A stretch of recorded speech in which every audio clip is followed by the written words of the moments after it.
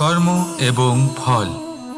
মানুষের স্বভাব হলো এটাই যে তিনি নিজের প্রত্যেক পরিশ্রমের প্রতিফল প্রার্থনা করেন। বেশিরভাগ সময় এই ফলাফলের চিন্তা করতে করতে, কল্পনা করতে করতে উনি কর্ম করতে থাকেন যে আমি এই কাজটা করলে এই ফল পাবো। সেই সব কল্পনা করতে থাকেন যা না তার হাতে আছে, না আছে অধিকার, আর না আছে নিয়ন্ত্রণ। উনি শুধু নিজের কর্ম করতে পারেন।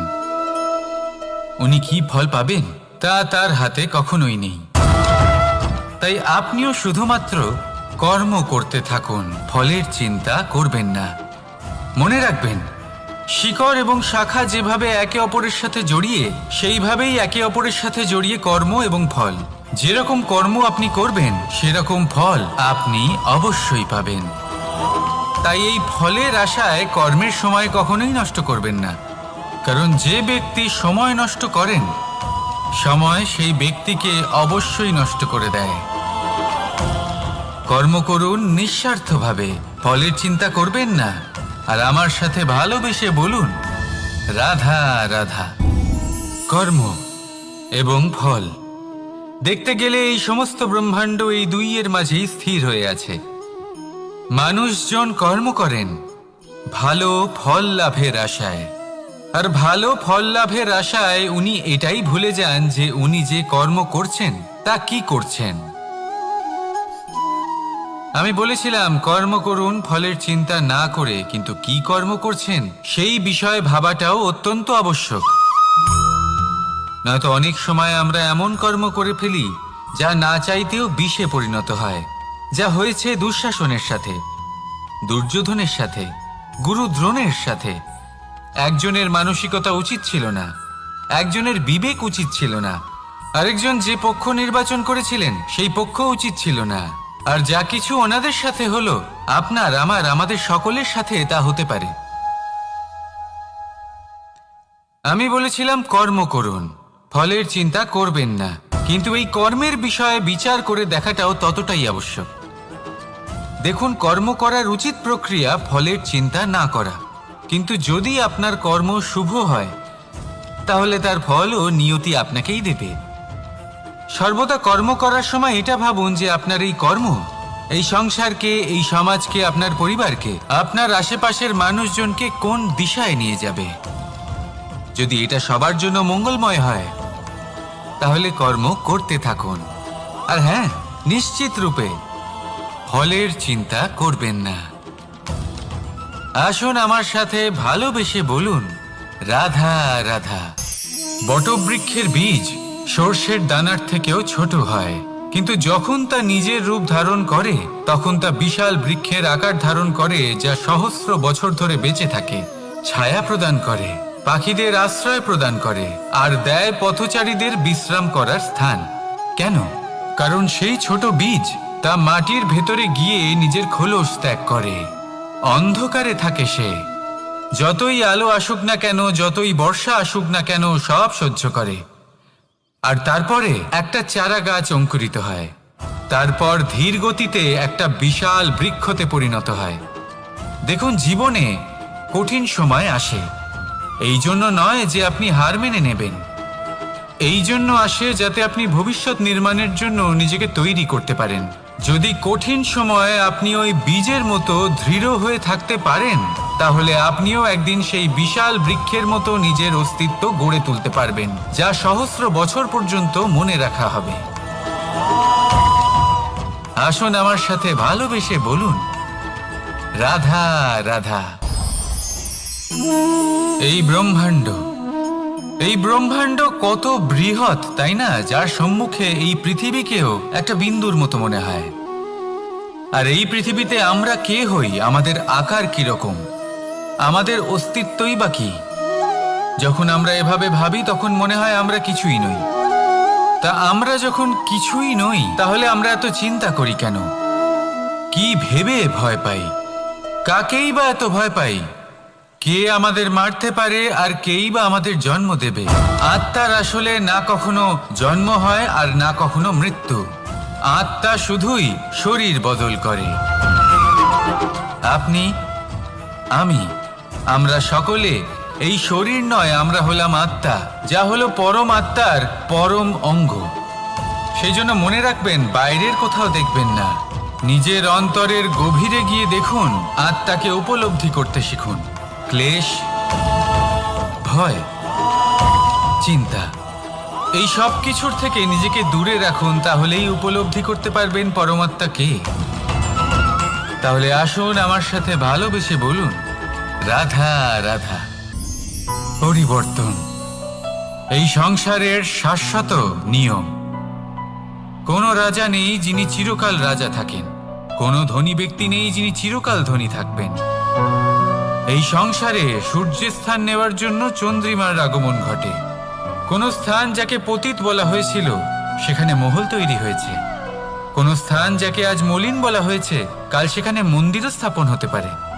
কোনো ঋতু চিরকালের জন্য থাকে না, কখনো সময় চিরকাল একরকম থাকে না।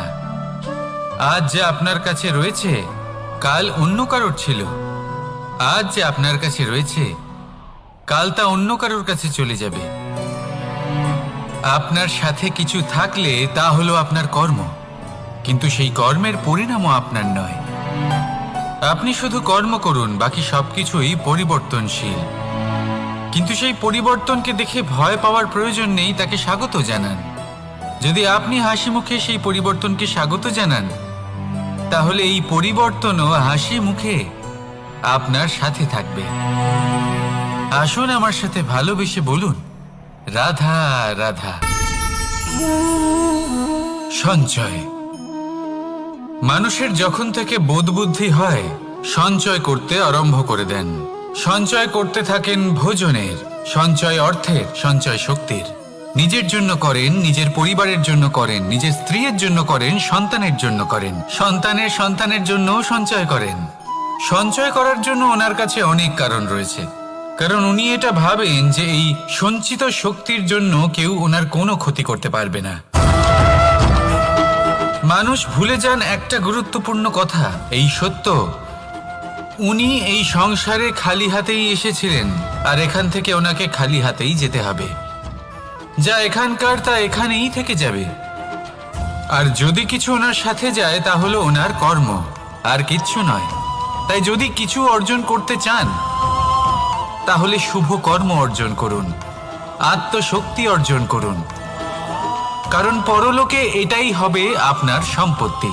তাহলে কি এটা আপনি অর্জন করতে চান না? আসুন আর আমার সাথে ভালোবেসে বলুন, রাধা রাধা। সদিচ্ছা। দেখতে গেলে 3 অক্ষরে তৈরি এই শব্দ, কিন্তু সমস্ত ত্রিলোক তার উপরেই আধারিত। আপনি এই সংসারে এসেছেন, তখন অবশ্যই শ্বাস নেবেন, কিন্তু তার বদলে আপনাকে কিছু তো দিতেই হবে। আপনার উপর নির্ভর করছে আপনি কি দেবেন। কি দেবেন এই সংসারকে, এই সমাজকে, নিজের পরিবারকে, আর তার বদলে কি নেবেন? যশ নাকি অপযশ? দেখুন, এক ছিল রাবণ, যে কিনা সমুদ্র পার করল সীতাকে অপহরণ করার জন্য, আর এক ছিলেন রামচন্দ্র, যিনি সমুদ্র পার করেছিলেন, সেতু বানিয়ে গিয়েছিলেন সীতাকে ফিরিয়ে নিয়ে আসার জন্য। দুজনেই সমুদ্র পার করেছিলেন, শুধু পার্থক্য ছিল সদিচ্ছাকে বোঝার, লক্ষ্যের।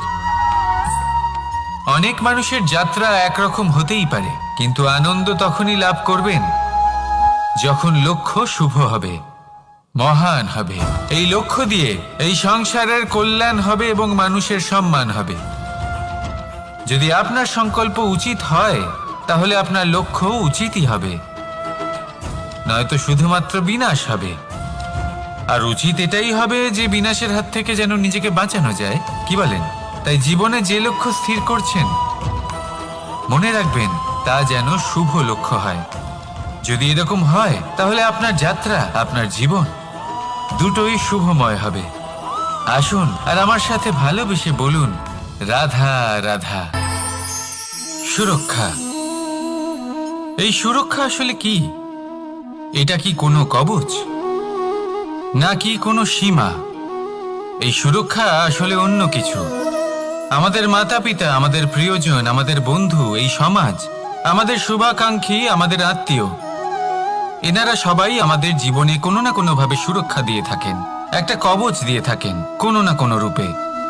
কিন্তু দেখতে গেলে আমাদের পরাক্রমের পথে, আমাদের বীরত্বের পথে, আমাদের সাহসের পথে এই সুরক্ষাই সব থেকে বড় বাধা হয়ে দাঁড়ায়। একবার ভেবে দেখুন, যদি আপনি কোনো সুরক্ষাই না পান, বা যদি আপনি এই সুরক্ষা ভেঙে বাইরে আসতে পারেন, তাহলে আপনার বীরত্ব চরম সীমায় পৌঁছে যায়। কেন? কারণ তখন আপনি জানেন যে এই সংসারের সম্মুখীন আমাদের নিজেদেরই হতে হবে। আপনি বুঝে যান যে শত্রুর সম্মুখীন এবার নিজের বলের দ্বারা, নিজের পরাক্রমের দ্বারা, নিজের সাহসের দ্বারা করতে হবে। আর তখন আমাদের মনের মধ্যে এই শক্তি জাগ্রত হয়। এই শক্তি অন্তরেই বসবাস করে। শুধু এটা চিনে নিতে হবে, একে জাগ্রত করতে হবে। আর এটা সুরক্ষা ভেঙে যাওয়ার পরেই সম্ভব হয়। আর যারা নিজের শক্তি সম্পর্কে জানেন, যিনি নিজেই জানেন তিনি কতটা শক্তিশালী, তিনি নিজেই নিজের সুরক্ষা কবচ চিরকালের মতো ভেঙে ফেলে দেন, ঠিক কর্ণের মতো। আর তারপরে দেখুন, আপনার পরাজয় হোক বা বিজয়ী হোক না কেন, সেটাই অনেক বড় হয়, সেটাই প্রশস্ত হয়ে থাকে। সেই জন্য ত্যাগ করুন নিজের ভয়কে, নিজের আশেপাশের এই সুরক্ষা চক্রকে ভেঙে ফেলুন, আর সম্মুখীন হন এই সংসারের নিজের শত্রুর সম্মুখীন হন। পরাক্রমের এই অঙ্কুর, তা অঙ্কুরিত হওয়ার জন্য বীজের উপরের এই কবচ, এটা ভেঙে যাওয়া অতি আবশ্যক। আসুন আমার সাথে ভালোবেসে বলুন, রাধা রাধা। যখন আমরা হাঁটতে থাকি আর আমাদের পায়ে কাঁটা বিঁধে যায়, তখন মুখ দিয়ে আহ বেরিয়ে আসে, কান্না চলে আসে, আর অনেক সময় অভিশাপও বেরিয়ে আসে। কিন্তু আমরা কি কখনো এটা এইভাবে দেখেছি, এইভাবে ভেবেছি যে আমরা যে পথে চলেছি সেই পথে কাঁটা বিঁধেছে, নাকি আমরা সেই পথ নির্বাচন করেছি যাতে শুধুই কাঁটা রয়েছে? নাকি আমরা এভাবে ভেবে দেখেছি যে এই কাঁটা আমাদের কষ্ট দিতে এসেছে, নাকি এটা আমরাই বিছিয়ে রেখেছিলাম? সাবধান থাকা উচিত ছিল, কারণ কাঁটা বিঁধলে যন্ত্রণা হবে, চিৎকার করে ফেলতে পারি, মুখ থেকে অভিশাপও বেরিয়ে আসতে পারে। কিন্তু এই অভিশাপ শুধুমাত্র আমাদের তরফ থেকে অভিশাপ হয়, সামনের ব্যক্তিটির ওপরও নির্ভর করে। এবার সেই ব্যক্তি যদি এমন হয় যে ফুল আর কাঁটা এই দুই সমানভাবে গ্রহণ করতে পারে, তার কাছে অভিশাপও বরদানে পরিণত হয়। শেষ পর্যন্ত ব্যাপারটা দাঁড়ায় ভাবনা, চিন্তা, দৃষ্টিভঙ্গির ওপর। কারণ আপনার এই ভাবনাই সত্যি হয়ে সামনে আসে। সেই জন্য এই ভাবনা, চিন্তা, মানসিকতাকে গুরুত্ব সহকারে দেখবেন। এই বিবেচনা নিয়ে বিবেচনা করতে শিখুন। আমার কথার অর্থ হলো যে জীবনে যখন এরকম কিছু একটা ঘটবে, তখন ভেবে দেখুন যে এরকম কেন হলো। আপনি কি এমন কোনো কর্ম করেছিলেন যার কর্মফল এটা? এমন কোনো কাজ যা অনুচিত ছিল, অসত্য ছিল, যা অভদ্রতার কারণ ছিল? ভেবে দেখা প্রয়োজন। দেখুন, ইচ্ছে হলো আপনার যে আপনি কি করতে চান, ভাবনা আপনার, সত্য আপনার, জীবন আপনার, সিদ্ধান্ত আপনার। আসুন আর আমার সাথে ভালোবেসে বলুন, রাধা রাধা। সময়, এই সময় আসলে কি? এই সময় একটা সরল রেখা তো কখনোই নয়। সময় হলো একটা চক্র, যেখানে এর আদি সেখানেই হলো এর অন্ত, আর যেখানে তা শেষ হয় সেখান থেকেই তার শুরু হয়। এই সময় একটা অত্যন্ত বিচিত্র চিন্তা, বিচিত্র ভাবনা, এ একটা বিচিত্র বস্তু যা কেউ বুঝতে পারেন না। এই সময়ের লীলা, এর কোনো প্রমাণ নেই, কোনো জ্ঞান নেই, কোনো পরিমাপ নেই। শুধু এটুকু আমরা জানতে পারি, যেখানে শেষ হবে সেখান থেকে একটা নতুন সূচনাও হবে। যা আজ আপনার কাছে আছে, কাল অন্য কারোর কাছে যাবে, তারপরে তার কাছ থেকেও অন্য কারোর কাছে যাবে, তারপরে তার থেকেও ছিনিয়ে নেওয়া হবে। এই নিয়তির একজনের কাছ থেকে অন্যজনের কাছে আদান প্রদানের এই সময় হলো আপনার সময়। এই সময়ের সদ্ব্যবহার করুন, এই সময়কে বাঁচুন। আপনাকে শুধু এটাই সুনিশ্চিত করতে হবে যে আপনি কোন পক্ষে আছেন। আর সত্যি বলতে কি, আপনার জীবনের পরিণাম নির্ভর করে আপনার নির্বাচনের ওপর। আপনি কোন পক্ষ নির্বাচন করছেন। তাহলে মনে রাখবেন, জীবনে সেই পক্ষই নির্বাচন করবেন যা চয়ন করার পরে আপনি সুখ অনুভব করবেন, আপনি সন্তোষ লাভ করবেন, প্রসন্নতা লাভ করবেন। আর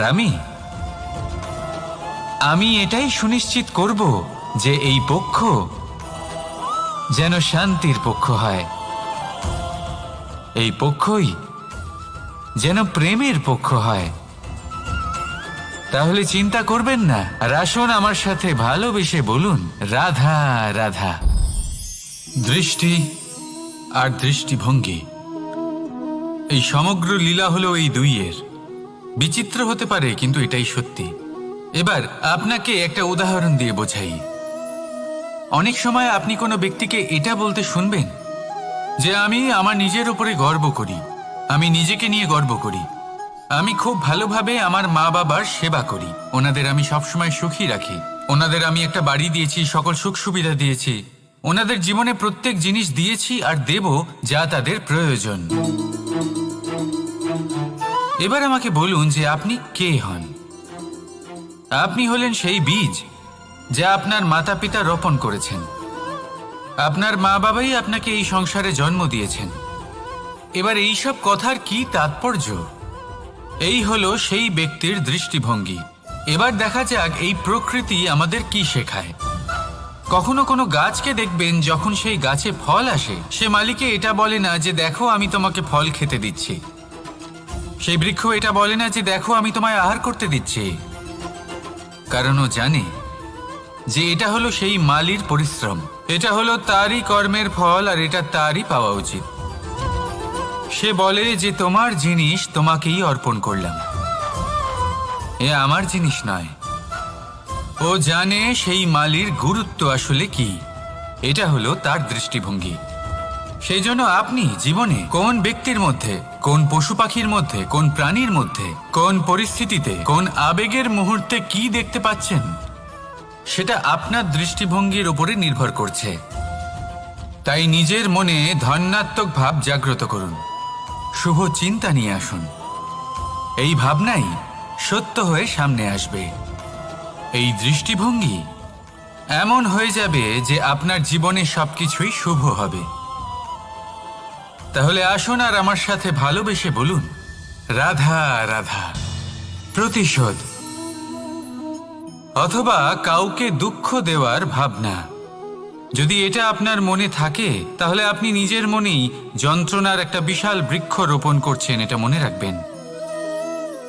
কারণ কাউকে দুঃখ দেবার এই ভাবনা, এটা হলো সেই বীজ যা আপনার মনেই পতিত হবে, আপনার মনেই অঙ্কুরিত হবে, আর আপনার মনেই একটা বিশাল বৃক্ষরূপে বেড়ে উঠবে। জীবন আপনার, কর্ম আপনার, কাউকে দুঃখ দেবার ভাবনা আপনার ছিল, এই বৃক্ষ হলো আপনার, তাই এর ফলও আপনিই পাবেন, যা গ্রহণও আপনাকেই করতে হবে। মনে রাখবেন, যে মানুষ এটা ভাবে যে আমি ওকে দুঃখ দেব, ওকে কষ্ট দিতে চাই আমি, সেই মানুষই দুঃখ আর কষ্ট পেয়ে থাকে। যদি সেই জায়গায় আপনি এটা ভাবেন যে আমি কাউকে সুখী করে তুলতে চাই, কাউকে সুখ প্রদান করতে চাই, তাহলে তারও বীজ আপনার মনেই রোপণ হবে, বৃক্ষে পরিণত হবে, যার ফলও আপনিই পাবেন। এখানে বিষয়টা হলো শুধু মানসিকতার চিন্তা, যা সত্য হয়ে আপনার সামনে আসে। তাহলে এই মানসিকতা শুভ করুন, সবার জন্য মঙ্গল কামনা করুন। অন্যের মনে আপনার জন্য ভালো চিন্তা থাকুক বা না থাকুক, আপনি সবার জন্য শুভ চিন্তা করে কর্ম করতে থাকুন, তাহলে আপনার সাথেও ভালোই হবে। তাহলে আসুন আর আমার সাথে ভালোবেসে বলুন, রাধা রাধা। সুখ আর অভিজ্ঞতা, এই দুই জীবনে একসাথে কখনোই আসে না। মনে রাখবেন, যেখানে সুখ থাকে সেখানে অভিজ্ঞতা থাকে না, আর যখন এই সুখ আমাদের জীবন থেকে দূরে চলে যায়, তখন আমাদের জীবনে আসে এই অভিজ্ঞতা। পরমাত্মা, প্রকৃতি, নিয়তি এই অভিজ্ঞতাকে আমাদের জীবনে পাঠান, যাতে আমরা একটা অত্যন্ত গুরুত্বপূর্ণ শিক্ষা, একটা জ্ঞান প্রাপ্ত করতে পারি। এই অভিজ্ঞতা আমাদের শেখায় যে অতীতে এমন কি হয়েছিল যা আমাদের করা উচিত হয়নি। আমাদের শেখায় ভবিষ্যতে এমন কি আছে যা আমাদের করা উচিত আর কি করা উচিত নয়। দেখতে গেলে এই অভিজ্ঞতা আমাদের সেই শিক্ষা দেয় যার জন্য আমরা সুখের দিকে উচিতভাবে অগ্রসর হতে পারি। সেই জন্য জীবনে যখনই দুঃখ আসবে, দুঃখের এই সময় আসবে, তখন হতাশ হবেন না। বোঝার চেষ্টা করুন এই পরিস্থিতি কেন এসেছে, কি শিক্ষা দিতে এসেছে। যদি আপনি সেই জ্ঞান লাভ করেন, সুখের পথে অগ্রসর হন, তাও উচিত রূপে, তাহলে এই অভিজ্ঞতার উদ্দেশ্য পূরণ হয়ে যায়। তাহলে আসুন আর আমার সাথে ভালোবেসে বলুন, রাধা রাধা। এবং ফল। মানুষের স্বভাব হলো এটাই যে তিনি নিজের প্রত্যেক পরিশ্রমের প্রতিফল প্রার্থনা করেন। বেশিরভাগ সময় এই ফলাফলের চিন্তা করতে করতে, কল্পনা করতে করতে উনি কর্ম করতে থাকেন যে আমি এই কাজটা করলে এই ফল পাবো। সেই সব কল্পনা করতে থাকেন যা না তার হাতে আছে, না আছে অধিকার, আর না আছে নিয়ন্ত্রণ। উনি শুধু নিজের কর্ম করতে পারেন। উনি কি ফল পাবেন তা তার হাতে কখনোই নেই। তাই আপনিও শুধুমাত্র কর্ম করতে থাকুন, ফলের চিন্তা করবেন না। মনে রাখবেন, শিকড় এবং শাখা যেভাবে একে অপরের সাথে জড়িয়ে, সেইভাবেই একে অপরের সাথে জড়িয়ে কর্ম এবং ফল। যেরকম কর্ম আপনি করবেন সেরকম ফল আপনি অবশ্যই পাবেন। তাই এই ফলের আশায় কর্মের সময় কখনোই নষ্ট করবেন না, কারণ যে ব্যক্তি সময় নষ্ট করেন, সময় সেই ব্যক্তিকে অবশ্যই নষ্ট করে দেয়। কর্ম করুন নিঃস্বার্থভাবে, ফলের চিন্তা করবেন না, আর আমার সাথে ভালোবেসে বলুন, রাধা রাধা। কর্ম এবং ফল। দেখতে গেলে এই সমস্ত ব্রহ্মাণ্ড এই দুইয়ের মাঝেই স্থির হয়ে আছে। মানুষজন কর্ম করেন ভালো ফল লাভের আশায়, আর ভালো ফল লাভের আশায় উনি এটাই ভুলে যান যে উনি যে কর্ম করছেন তা কি করছেন। আমি বলেছিলাম কর্ম করুন ফলের চিন্তা না করে, কিন্তু কি কর্ম করছেন সেই বিষয়ে ভাবাটাও অত্যন্ত আবশ্যক। নয়তো অনেক সময় আমরা এমন কর্ম করে ফেলি যা না চাইতেও বিষে পরিণত হয়, যা হয়েছে দুঃশাসনের সাথে, দুর্যোধনের সাথে, গুরু দ্রোণের সাথে। একজনের মানসিকতা উচিত ছিল না, একজনের বিবেক উচিত ছিল না, আরেকজন যে পক্ষ নির্বাচন করেছিলেন সেই পক্ষ উচিত ছিল না। আর যা কিছু ওনাদের সাথে হলো, আপনার, আমার, আমাদের সকলের সাথে তা হতে পারে। আমি বলেছিলাম কর্ম করুন, ফলের চিন্তা করবেন না, কিন্তু এই কর্মের বিষয়ে বিচার করে দেখাটাও ততটাই আবশ্যক। দেখুন, কর্ম করার উচিত প্রক্রিয়া ফলের চিন্তা না করা, কিন্তু যদি আপনার কর্ম শুভ হয় তাহলে তার ফল ও নিয়তি আপনাকেই দেবে। সর্বদা কর্ম করার সময় এটা ভাবুন যে আপনার এই কর্ম এই সংসারকে, এই সমাজকে, আপনার পরিবারকে, আপনার আশেপাশের মানুষজনকে কোন দিশায় নিয়ে যাবে। যদি এটা সবার জন্য মঙ্গলময় হয় তাহলে কর্ম করতে থাকুন। আর হ্যাঁ, নিশ্চিত রূপে ফলের চিন্তা করবেন না। আসুন আমার সাথে ভালোবেসে বলুন, রাধা রাধা। বটবৃক্ষের বীজ সর্ষের দানার থেকেও ছোট হয়, কিন্তু যখন তা নিজের রূপ ধারণ করে তখন তা বিশাল বৃক্ষের আকার ধারণ করে, যা সহস্র বছর ধরে বেঁচে থাকে, ছায়া প্রদান করে, পাখিদের আশ্রয় প্রদান করে, আর দেয় পথচারীদের বিশ্রাম করার স্থান। কেন? কারণ সেই ছোট বীজ তা মাটির ভেতরে গিয়ে নিজের খোলস ত্যাগ করে। অন্ধকারে থাকে সে, যতই আলো আসুক না কেন, যতই বর্ষা আসুক না কেন, সব সহ্য করে।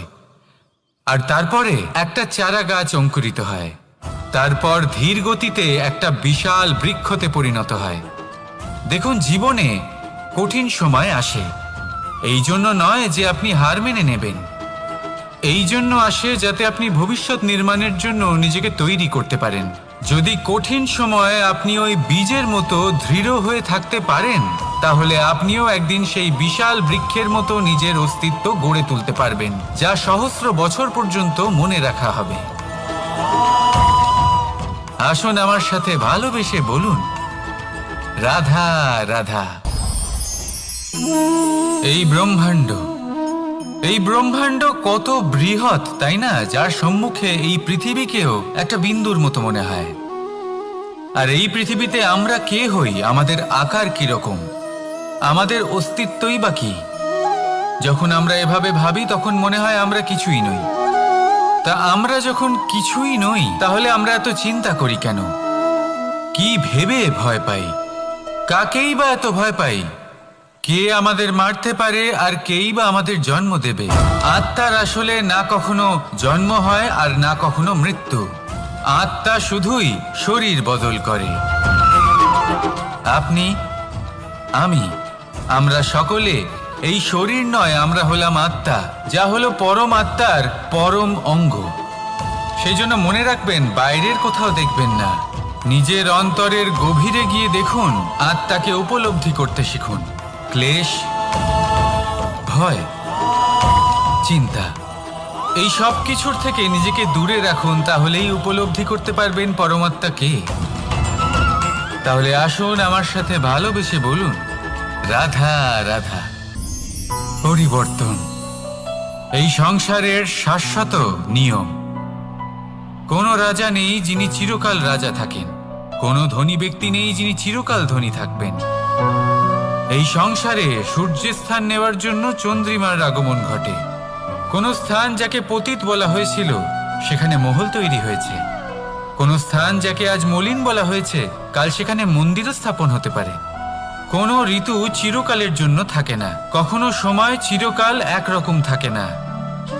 আজ যে আপনার কাছে রয়েছে কাল অন্য কারোর ছিল, আজ যে আপনার কাছে রয়েছে কাল তা অন্য কারোর কাছে চলে যাবে। আপনার সাথে কিছু থাকলে তা হলো আপনার কর্ম, কিন্তু সেই কর্মের পরিণামও আপনার নয়। আপনি শুধু কর্ম করুন, বাকি সবকিছুই পরিবর্তনশীল। কিন্তু সেই পরিবর্তনকে দেখে ভয় পাওয়ার প্রয়োজন নেই, তাকে স্বাগত জানান। যদি আপনি হাসি মুখে সেই পরিবর্তনকে স্বাগত জানান, তাহলে এই পরিবর্তনও হাসি মুখে আপনার সাথে থাকবে। আসুন আমার সাথে ভালোবেসে বলুন, রাধা রাধা। সঞ্চয়। মানুষের যখন থেকে বোধবুদ্ধি হয় সঞ্চয় করতে আরম্ভ করে দেন। সঞ্চয় করতে থাকেন ভোজনের, সঞ্চয় অর্থের, সঞ্চয় শক্তির। নিজের জন্য করেন, নিজের পরিবারের জন্য করেন, নিজের স্ত্রীর জন্য করেন, সন্তানের জন্য করেন, সন্তানের সন্তানের জন্য সঞ্চয় করেন। সঞ্চয় করার জন্য ওনার কাছে অনেক কারণ রয়েছে, কারণ উনি এটা ভাবেন যে এই সঞ্চিত শক্তির জন্য কেউ ওনার কোনো ক্ষতি করতে পারবে না। মানুষ ভুলে যান একটা গুরুত্বপূর্ণ কথা, এই সত্য, উনি এই সংসারে খালি হাতেই এসেছিলেন আর এখান থেকে ওনাকে খালি হাতেই যেতে হবে।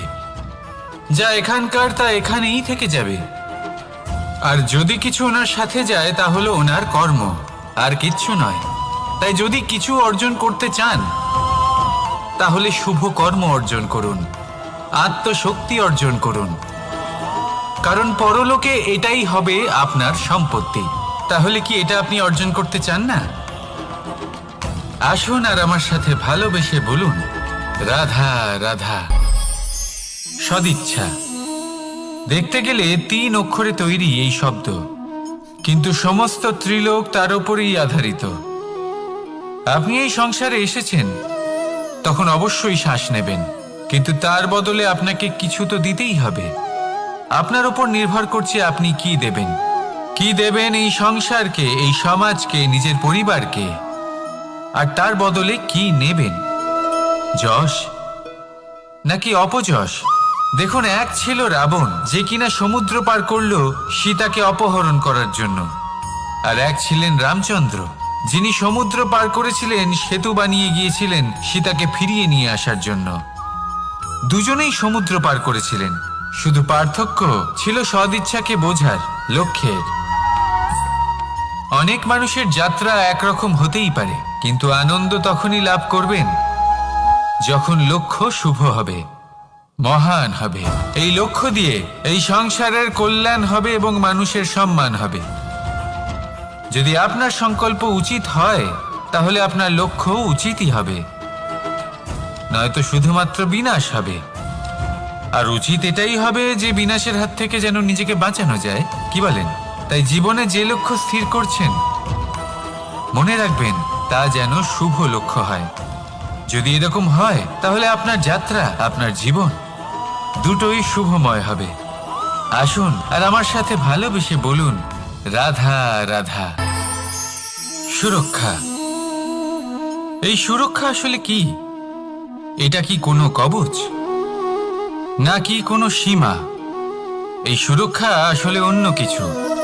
আমাদের মাতা পিতা, আমাদের প্রিয়জন, আমাদের বন্ধু, এই সমাজ, আমাদের শুভাকাঙ্ক্ষী, আমাদের আত্মীয়, এনারা সবাই আমাদের জীবনে কোনো না কোনোভাবে সুরক্ষা দিয়ে থাকেন, একটা কবচ দিয়ে থাকেন কোনো না কোনো রূপে। কিন্তু দেখতে গেলে আমাদের পরাক্রমের পথে, আমাদের বীরত্বের পথে, আমাদের সাহসের পথে এই সুরক্ষাই সব থেকে বড় বাধা হয়ে দাঁড়ায়। একবার ভেবে দেখুন, যদি আপনি কোনো সুরক্ষাই না পান বা যদি আপনি এই সুরক্ষা ভেঙে বাইরে আসতে পারেন, তাহলে আপনার বীরত্ব চরম সীমায় পৌঁছে যায়। কেন? কারণ তখন আপনি জানেন যে এই সংসারের সম্মুখীন আমাদের নিজেদেরই হতে হবে। আপনি বুঝে যান যে শত্রুর সম্মুখীন এবার নিজের বলের দ্বারা, নিজের পরাক্রমের দ্বারা, নিজের সাহসের দ্বারা করতে হবে। আর তখন আমাদের মনের মধ্যে এই শক্তি জাগ্রত হয়। এই শক্তি অন্তরেই বসবাস করে। শুধু এটা চিনে নিতে হবে, একে জাগ্রত করতে হবে। আর এটা সুরক্ষা ভেঙে যাওয়ার পরেই সম্ভব হয়। আর যারা নিজের শক্তি সম্পর্কে জানেন, যিনি নিজেই জানেন তিনি কতটা শক্তিশালী, তিনি নিজেই নিজের সুরক্ষা কবচ চিরকালের মতো ভেঙে ফেলে দেন, ঠিক কর্ণের মতো। আর তারপরে দেখুন, আপনার পরাজয় হোক বা বিজয়ী হোক না কেন, সেটাই অনেক বড় হয়, সেটাই প্রশস্ত হয়ে থাকে। সেই জন্য ত্যাগ করুন নিজের ভয়কে, নিজের আশেপাশের এই সুরক্ষা চক্রকে ভেঙে ফেলুন। আর সম্মুখীন হন এই সংসারের নিজের শত্রু সম্মুখীন হন। পরাক্রমের এই অঙ্কুর, তা অঙ্কুরিত হওয়ার জন্য বীজের উপরের এই কবচ, এটা ভেঙে যাওয়া অতি আবশ্যক। আসুন আমার সাথে ভালোবেসে বলুন, রাধা রাধা। যখন আমরা হাঁটতে থাকি আর আমাদের পায়ে কাঁটা বিঁধে যায়, তখন মুখ দিয়ে আহ বেরিয়ে আসে, কান্না চলে আসে, আর অনেক সময় অভিশাপও বেরিয়ে আসে। কিন্তু আমরা কি কখনো এটা এইভাবে দেখেছি, এইভাবে ভেবেছি যে আমরা যে পথে চলেছি সেই পথে কাঁটা বিঁধেছে, নাকি আমরা সেই পথ নির্বাচন করেছি যাতে শুধুই কাঁটা রয়েছে? নাকি আমরা এভাবে ভেবে দেখেছি যে এই কাঁটা আমাদের কষ্ট দিতে এসেছে, নাকি এটা আমরাই বিছিয়ে রেখেছিলাম? সাবধান থাকা উচিত ছিল, কারণ কাঁটা বিঁধলে যন্ত্রণা হবে, চিৎকার করে ফেলতে পারি, মুখ থেকে অভিশাপও বেরিয়ে আসতে পারে। কিন্তু এই অভিশাপ শুধুমাত্র আমাদের তরফ থেকে অভিশাপ হয়, সামনের ব্যক্তিটির ওপরও নির্ভর করে। এবার সেই ব্যক্তি যদি এমন হয় যে ফুল আর কাঁটা এই দুই সমানভাবে গ্রহণ করতে পারে, তার কাছে অভিশাপও বরদানে পরিণত হয়। শেষ পর্যন্ত ব্যাপারটা দাঁড়ায় ভাবনা, চিন্তা, দৃষ্টিভঙ্গির ওপর। কারণ আপনার এই ভাবনাই সত্যি হয়ে সামনে আসে। সেই জন্য এই ভাবনা, চিন্তা, মানসিকতাকে গুরুত্ব সহকারে দেখবেন। এই বিবেচনা নিয়ে বিবেচনা করতে শিখুন। আমার কথার অর্থ হলো যে জীবনে যখন এরকম কিছু একটা ঘটবে, তখন ভেবে দেখুন যে এরকম কেন হলো। আপনি কি এমন কোনো কর্ম করেছিলেন যার কর্মফল এটা? এমন কোনো কাজ যা অনুচিত ছিল, অসত্য ছিল, যা অভদ্রতার কারণ ছিল? ভেবে দেখা প্রয়োজন। দেখুন, ইচ্ছে হলো আপনার যে আপনি কি করতে চান, ভাবনা আপনার, সত্য আপনার, জীবন আপনার, সিদ্ধান্ত আপনার। আসুন আর আমার সাথে ভালোবেসে বলুন, রাধা রাধা। সময়। এই সময় আসলে কি? এই সময় একটা সরল রেখা তো কখনোই নয়। সময় হলো একটা চক্র, যেখানে এর আদি সেখানেই হলো এর অন্ত, আর যেখানে তা শেষ হয় সেখান থেকেই তার শুরু হয়। এই সময় একটা অত্যন্ত বিচিত্র চিন্তা, বিচিত্র ভাবনা, একটা বিচিত্র বস্তু যা কেউ বুঝতে পারেন না, এই সময়ের লীলা। এর কোনো প্রমাণ নেই, কোনো জ্ঞান নেই, কোনো পরিমাপ নেই। শুধু এটুকু আমরা জানতে পারি, যেখানে শেষ হবে সেখান থেকে একটা নতুন সূচনাও হবে। যা আজ আপনার কাছে আছে কাল অন্য কারোর কাছে যাবে, তারপরে তার কাছ থেকেও অন্য কারোর কাছে যাবে, তারপরে তার থেকেও ছিনিয়ে নেওয়া হবে। এই নিয়তির একজনের কাছ থেকে অন্যজনের কাছে আদান প্রদানের এই সময় হলো আপনার সময়। এই সময়ের সদ্ব্যবহার করুন, এই সময়কে বাঁচুন। আপনাকে শুধু এটাই সুনিশ্চিত করতে হবে যে আপনি কোন পক্ষে আছেন। আর সত্যি বলতে কি, আপনার জীবনের পরিণাম নির্ভর করে আপনার নির্বাচনের ওপর। আপনি কোন পক্ষ নির্বাচন করছেন। তাহলে মনে রাখবেন, জীবনে সেই পক্ষই নির্বাচন করবেন যা চয়ন করার পরে আপনি সুখ অনুভব করবেন, আপনি সন্তোষ লাভ করবেন, প্রসন্নতা লাভ করবেন। আর আমি এটাই সুনিশ্চিত করব যে এই পক্ষ যেন শান্তির পক্ষ হয়, এই পক্ষই যেন প্রেমের পক্ষ হয়। তাহলে চিন্তা করবেন না, আর আসুন আমার সাথে ভালোবেসে বলুন, রাধা রাধা। দৃষ্টি আর দৃষ্টিভঙ্গি, এই সমগ্র লীলা হলো এই দুইয়ের। বিচিত্র হতে পারে, কিন্তু এটাই সত্যি। এবার আপনাকে একটা উদাহরণ দিয়ে বোঝাই। অনেক সময় আপনি কোনো ব্যক্তিকে এটা বলতে শুনবেন যে আমি আমার নিজের উপরে গর্ব করি, আমি নিজেকে নিয়ে গর্ব করি, আমি খুব ভালোভাবে আমার মা বাবার সেবা করি, ওনাদের আমি সবসময় সুখী রাখি, ওনাদের আমি একটা বাড়ি দিয়েছি, সকল সুখ সুবিধা দিয়েছি, ওনাদের জীবনে প্রত্যেক জিনিস দিয়েছি আর দেব যা তাদের প্রয়োজন। এবার আমাকে বলুন যে আপনি কে হন। আপনি হলেন সেই বীজ যা আপনার মাতা পিতা রোপণ করেছেন। আপনার মা বাবাই আপনাকে এই সংসারে জন্ম দিয়েছেন। এবার এইসব কথার কি তাৎপর্য? এই হলো সেই ব্যক্তির দৃষ্টিভঙ্গি। এবার দেখা যাক এই প্রকৃতি আমাদের কি শেখায়। কখনো কোনো গাছকে দেখবেন, যখন সেই গাছে ফল আসে, সে মালিকে এটা বলে না যে দেখো আমি তোমাকে ফল খেতে দিচ্ছি। সেই বৃক্ষ এটা বলে না যে দেখো আমি তোমায় আহার করতে দিচ্ছি, কারণ ও জানে যে এটা হলো সেই মালির পরিশ্রম, এটা হলো তারই কর্মের ফল, আর এটা তারই পাওয়া উচিত। সে বলে যে তোমার জিনিস তোমাকেই অর্পণ করলাম, এ আমার জিনিস নয়। ও জানে সেই মালির গুরুত্ব আসলে কি। এটা হলো তার দৃষ্টিভঙ্গি। সেই জন্য আপনি জীবনে কোন ব্যক্তির মধ্যে, কোন পশু পাখির মধ্যে, কোন প্রাণীর মধ্যে, কোন পরিস্থিতিতে, কোন আবেগের মুহূর্তে কি দেখতে পাচ্ছেন, সেটা আপনার দৃষ্টিভঙ্গির উপরে নির্ভর করছে। তাই নিজের মনে ধন্যাত্মক ভাব জাগ্রত করুন, শুভ চিন্তা নিয়ে আসুন। এই ভাবনাই সত্য হয়ে সামনে আসবে।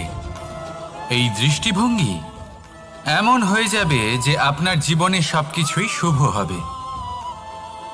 তাহলে আসুন আর আমার সাথে ভালোবেসে বলুন, রাধা রাধা। প্রতিশোধ অথবা কাউকে দুঃখ দেওয়ার ভাবনা, যদি এটা আপনার মনে থাকে, তাহলে আপনি নিজের মনেই যন্ত্রণার একটা বিশাল বৃক্ষ রোপণ করছেন, এটা মনে রাখবেন। কারণ কাউকে দুঃখ দেবার এই ভাবনা, এটা হলো সেই বীজ যা আপনার মনেই পতিত হবে, আপনার মনেই অঙ্কুরিত হবে, আর আপনার মনেই একটা বিশাল বৃক্ষরূপে বেড়ে উঠবে। জীবন আপনার, কর্ম আপনার, কাউকে দুঃখ দেবার ভাবনা আপনার ছিল, এই বৃক্ষ হলো আপনার, তাই এর ফলও আপনিই পাবেন, যা গ্রহণও আপনাকেই করতে হবে। মনে রাখবেন, যে মানুষ এটা ভাবে যে আমি ওকে দুঃখ দেব, ওকে কষ্ট দিতে চাই আমি, সেই মানুষই দুঃখ আর কষ্ট পেয়ে থাকে। যদি সেই জায়গায় আপনি এটা ভাবেন যে আমি কাউকে সুখী করে তুলতে চাই, কাউকে সুখ প্রদান করতে চাই, তাহলে তারও বীজ আপনার মনেই রোপণ হবে, বৃক্ষে পরিণত হবে, যার ফলও আপনিই পাবেন। এখানে বিষয়টা হলো শুধু মানসিকতার চিন্তা, যা সত্য হয়ে আপনার সামনে আসে। তাহলে এই মানসিকতা শুভ করুন, সবার জন্য মঙ্গল কামনা করুন। অন্যের মনে আপনার জন্য ভালো চিন্তা থাকুক বা না থাকুক, আপনি সবার জন্য শুভ চিন্তা করে কর্ম করতে থাকুন, তাহলে আপনার সাথেও ভালোই হবে। তাহলে আসুন আর আমার সাথে ভালোবেসে বলুন, রাধা রাধা।